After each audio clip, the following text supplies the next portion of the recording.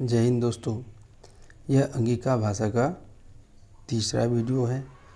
मैं आपसे आग्रह करूंगा कि अगर आपने पिछला 2 वीडियो नहीं देखा है, जो कि क्लास 1 और क्लास 2 यदि मिस हो गया है तो कृपया उसे ज़रूर देख लें और हमें लास्ट में कमेंट करके बताएं कि वीडियो कैसा लगा।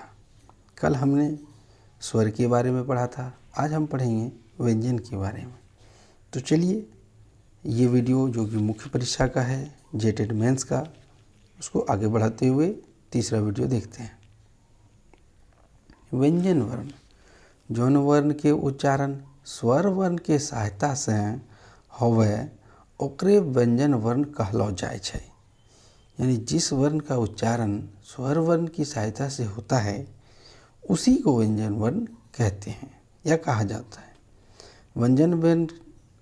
व्यंजन वर्ण के 5 वर्ग यानी क वर्ग, च वर्ग, ट वर्ग, त वर्ग और प वर्ग रहो।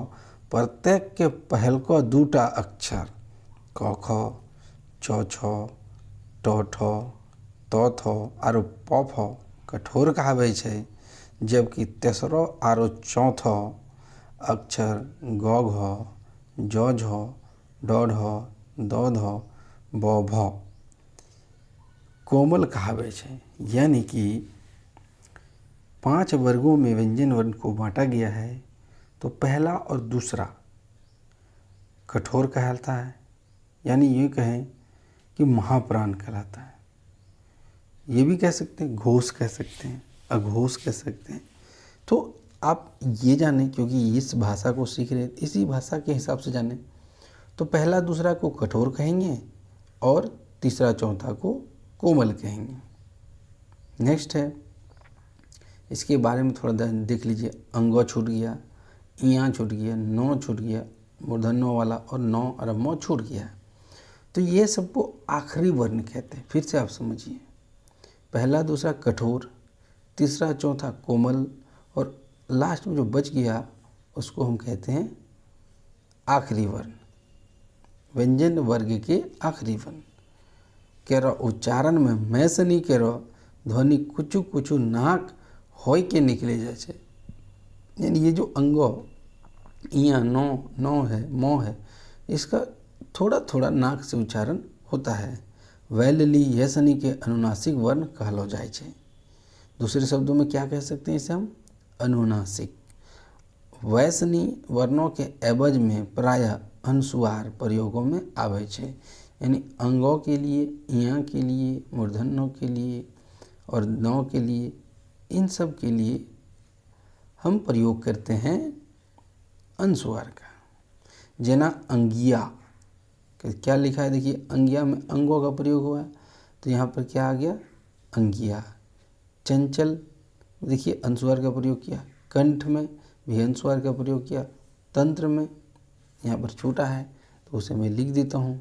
तंत्र में क्या किसका प्रयोग करता है? तो अनुस्वार त्र अनुस्वार का। और चंपा में हम क्या प्रयोग किए हैं? चंपा का।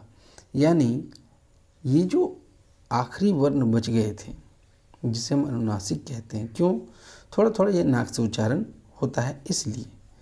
तो इसे हम उदाहरण द्वारा समझें अभी। अब अगला देखते हैं।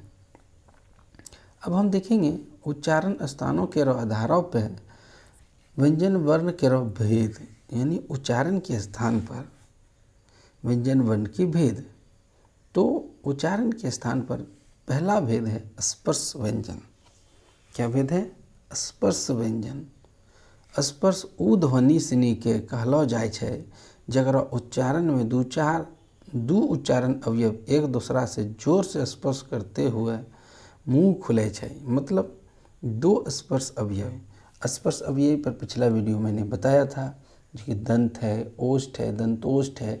तो 2 ठों में स्पर्श यदि होता है उसके बाद मुंह खुलता है तो उसे हम स्पर्श ध्वनि कहेंगे। जैसे क ख ग घ, च छ ड ढ, त थ द ध, प फ ब भ, इसे हम कहेंगे स्पर्श व्यंजन। नेक्स्ट है स्पर्श संघर्षी। स्पर्श व्यंजन नखी जब उच्चारण अवयव के कारण निश्वास एकदम अवरुद्ध हो जाए छे। मतलब कि आपनो निकास लेली संघर्षण के जरूरत होय छै। यानी वो तो घर्षण करके निकल जाता है, लेकिन इसको निकलने के लिए थोड़ा रगड़ना पड़ता है। उस सब को कहते हैं स्पर्श संघर्षी, क्योंकि स्पर्श तो है और उसके साथ संघर्ष भी करना पड़ता है। जैसे च, छ, ज, झ, थोड़ा रगड़ना पड़ता है, इसलिए स्पर्श संघर्षी। एकरो कुछ उदाहरण नीचे देलो रहलो छै, यानी देलो जा रहलो छै। मतलब ये स्पर्श संघर्षी, उसके कुछ 4 भेद होते हैं लगभग, तो 4 नीचे दिए गए हैं।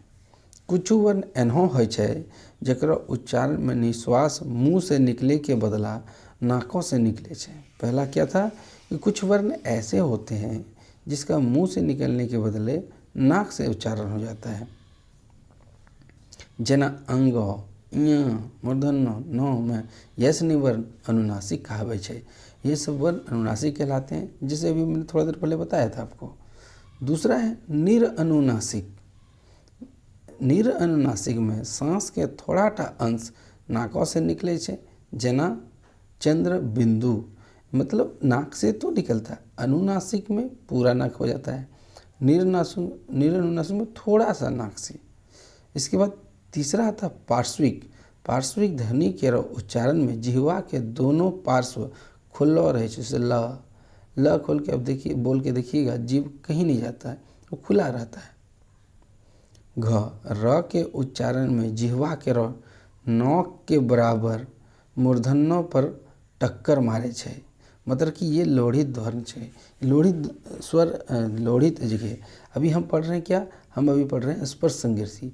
तो स्पर्श संघर्षी का चौथा जो है लोढ़ित ध्वनि है। तो लोढ़ित ध्वनि इसमें क्या होता है, रॉ है। रॉ के उच्चारण में जो जिह्वा है ना, जिह्वा का नोक यानी जीभ का आगे वाला भाग वो मूर्धा में जाकर के टक्कर मारता है। र, देखिए र बोलिएगा तो ऊपर जाके जीभ के पास, जीभ का आगे भाग जो ऊपर जाके सटता है मूर्धा में, इसलिए इसे लोढ़ित ध्वनि कहते हैं। फिर से समझिए, पहला है स्पर्श संघर्षी, सॉरी स्पर्श। स्पर्श में कवर्ग, चवर्ग, टवर्ग, तवर्ग का 4 गो। इसके बाद स्पर्श संघर्षी, इसमें संघर्ष होता है, तो इसके 4 भेद दिए गए हैं। एक अनुनासिक, दूसरा निरनुनासिक, तीसरा पार्श्विक और चौथा लोढ़ित। अब अगला देखते हैं संघर्षी। तालब स, मूर्धन स, धन स, व, ह आरो वर्ण के उच्चारण में सांस के जोर से फेंकेले पड़े छै। यानी कि तालब स, मूर्धन स, अब देखिए सांस को बहुत जोर से फेंकना पड़ता है, इसलिए इसको कहते हैं संघर्षी। अब अनुस्वार आरो विसर्ग। अगर रेखा के ऊपर बिंदु पड़ा तो उसे अनुस्वार कहेंगे, और नीचे यदि 2 बिंदु पड़ा उसको हम कहेंगे विसर्ग। रेखा के ऊपर पड़े वाला बिंदु अनुस्वार आरो रेखा के नीचे पड़े वाला बिंदु विसर्ग कहावे छै। अनुस्वार में नासिक ध्वनि के प्रयोग होइ छै। हिंदी नाकि अंगिका में विसर्ग में ह ध्वनि साफ साफ नाय होइ छै, जेना अंगिका में निशब्द, निशब्द, निशब्द न बोल के निशब्द बोल देते हैं। यानी ह उच्चारण होना चाहिए, जबकि ह उच्चारण साफ साफ नहीं करते हैं। तो निशब्द जो यहाँ पर दिया गया है, ये जो आप देख रहे हैं निशब्द, ये वाला, तो ये तो हिंदी में है, लेकिन उसको अंगिका में लिखेंगे तो इस तरह लिखेंगे। हमने पिछले वीडियो में भी आपको कहा था कि नी शब्द है ना, तो नी शब्द क्या था, हमने कहा था तालब स, मूर्धन स, धन स रहेगा भी, तो फिर भी हम धन स का ही प्रयोग करते हैं। अब अनुस्वार का क्या बोला, अनुस्वार ऊपर में होगा और यदि नीचे रहेगा तो उसे हम विसर्ग कहेंगे। नेक्स्ट है व्यंजन के अन्य प्रकार। अब ये बहुत ही इम्पॉर्टेंट है, ये जो आप पढ़ रहे हैं अभी, जो स्क्रीन आपको दिख रहा है वो वाला वेरी वेरी इंपॉर्टेंट है, और यहाँ से सवाल बहुत ज़्यादा पूछे गए हैं। अल्प प्राण और महाप्राण, तो इसका हम आपको ट्रिक बता देते हैं, फिर आपको हम चर्चा करेंगे। तो ट्रिक देख लीजिए कि पहला, तीसरा और 5वां अल्प प्राण, दूसरा और चौथा महाप्राण। ये अल्प प्राण और ये महाप्राण। यहाँ से सवाल पूछे गए मेरे भाई, तो कृपया इसे ध्यान से याद रखें, इसे भूल न जाएं। यहाँ से सवाल पूछे गए हैं। अब आप उदाहरण से देखिए, जे ध्वनि सनी के उच्चारण में स्वर वायु के मात्रा कम होइ छै ओकरे अल्प प्राण व्यंजन कहलो जाय छै। जैसे क, ग। देखिए आप दोनों में देखिएगा, आप इतना बस इतना जान लीजिए कि यदि वायु की कम मात्रा तो वायु की यदि कम मात्रा लग रही है तो उसे हम कहेंगे अल्प प्राण, और वायु की यदि ज़्यादा मात्रा यानी श्वास वायु जो हमारी मुंह से निकलती है हवा, उसकी बात कर रहा हूँ मैं, कि अगर ज़्यादा निकल रही है तो वो महाप्राण कहलाएगा। तो आप कैसे याद रखिएगा, अल्प प्राण में पहला, तीसरा, पांचवा, और महाप्राण में दूसरा और चौथा। यहाँ से सवाल पूछे हैं, हिंदी व्याकरण में भी पूछे हैं और अंगिका में भी पूछे गए हैं, तो कृपया इसको आप याद रखिएगा। नेक्स्ट देखते हैं, वर्ण प्रयोग।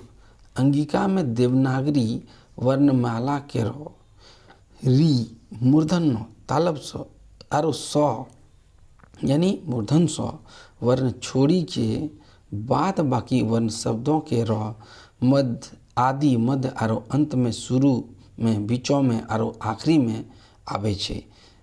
री, मूर्धन्य, तालब स आरो दंत स नहीं, मूर्धन स और तालब स हिंदीए नाकि अंगिका में प्रायः संस्कृत के शब्दों में प्रयोग में आवे छे। ठेठ अंगिका में नए, जना, रीन, ऋतु, शेष, गणित, पंडित आदि। हमने क्या कहा था आपको, ये क्या कहना चाहता है ये समझिए आप, कि यदि अंगिका की बात करें तो उसमें री को हमने क्या कहा था, हमने कहा था री के पहली वीडियो में कहा था इस तरह उच्चारण होता है। नौ का उच्चारण नौ के जैसा हो जाता है। कोई भी सौ रहेगा तो उच्चारण हम 100 का करेंगे। लेकिन ये भी कहा था हमने कि यदि संस्कृत के शब्द हैं तो उसमें री, ये वाला री और री का भी प्रयोग हम कर लेंगे, जैसे कि ऋतु, ऋषि, गणेश। लेकिन ठेठ अंगिका यदि रहेगा तो हम इसका प्रयोग नहीं करेंगे, हम इसका प्रयोग कर लेंगे। आई बात क्लियर में? कभी कभी ये जो 100 है ये इसका ख का भी उच्चारण हो जाता है। नेक्स्ट देखते हैं, यहाँ पर देखिए आप, यहाँ पर एक तालिका दी गई है और इस तालिका में दिखाया है कि उच्चारण कैसे आगे में, बीच में और अंत में किया जाता है। तो ये पिछला बात ये कह रहा था कि तालब सौ, मूर्धन सौ, मूर्धन्यो और दंत सौ नहीं, तालब सौ, मूर्धन सौ, मूर्धन्यो, ये सब का प्रयोग अंगिका में आगे में नहीं होता है। समझें? तो ठेठ अंगिका की बात कर रहा हूँ मैं। बात बाकी करें देवनागरी लिपि की बात करें तो उसमें तो हो जाता है, लेकिन उसमें भी मूर्धन्य का प्रयोग आगे में नहीं होता है। चलिए देखते हैं, जैसे अ का प्रयोग आप देख लीजिए, अ से शुरुआत किया, अकनी हो गया, बीच में टूअर, टूअर में जिसके माता पिता ना हो, अनाथ, वो, और फिर पुआ, पू लिख दिया है तो यहाँ पर होगा पुआ। क्या होगा? पुआ। पुआ तो आप सभी जानते हैं पकवान होता है एक प्रकार का, जिसको हम लोग स्वीट मीट कहते हैं, वो है पुआ। तो अंत में भी कर सकते हैं शुरू उच्चारण, बीच में भी कर सकते हैं और शुरू में भी कर सकते हैं। लेकिन ये सब किसका है? ये सब है अ, आ, हर्षई, दीर्घई, हर्षौ, दीर्घो, री। और ए का उच्चारण देखिए, ए का देख रहे हैं, टकरौ लिख दिया है तो टकरौ नहीं होगा, टेकरौ हो जाएगा। क्या हो जाएगा? टेकरौ। हम आपको यहाँ लिख देते हैं, कुछ किताब में मिस्टेक रहते हैं, यहाँ हो जाएगा टेकरौ। तो ये शुरुआत से हो गया ए का, तो ए, और यहाँ पर देखिए नेतना और ये द, ये लाइन में आपको कन्फ्यूजन हो रहा होगा, तो इसको हम शब्दों को बदल देते हैं। जैसे यहाँ पर करेंगे तो एक हो गया, है कि नहीं, प्रत्येक, प्रत्येक हो गया, देखिए एक का उच्चारण हुआ कि नहीं, और चले, तो देखिए एक का उच्चारण तीनों जगह हो गया कि नहीं। चलिए आगे देखते हैं, ए का भी इसी तरह होता है, और आप इस चार्ट को रोक करके वीडियो को थोड़ा सा ध्यान से देख लीजिएगा कि कैसे आगे में, बीच में और अंत में प्रयोग किया जाता है। नेक्स्ट देखते हैं। वही चल रहा है, अभी ख़त्म नहीं हुआ है। तो अभी हमने ये क्या देखा, हमने देखा स्वर वर्णों का। तो स्वर वर्ण की संख्या कितनी है? स्वर वर्ण की संख्या 11 है। ये आप याद रखिएगा, स्वर वर्ण की संख्या 11 है, ये पूछा जाता है। अब हम देखेंगे व्यंजन वर्ण। तो थोड़ा सा ये जो तालिका है वो आगे बढ़ेगी, बड़ी होगी। जैसे क से शुरुआत की तो कखनी हो गया, और क को बीच में रखें तो सांकरो हो गया, और क को अंत में किए तो पाँक हो गया। ख से खड़ाम, तखनी, आँख। मतलब ये क्या कहना चाहता है? ये कहना चाहता है कि हम जो अक्षर होते हैं, जो वर्ण होते हैं, उसे हम 3 तरह से इस्तेमाल करते हैं। शुरू में रख कर के, बीच में रख कर के और अंत में रख कर के। लेकिन जरा अंगों को ध्यान से देखिए। यही तो कहना चाह रहा था कि अंगों जो है वो ये शुरू में प्रयोग नहीं होगा। अब बीच में कर सकते हैं और अंत में कर सकते हैं।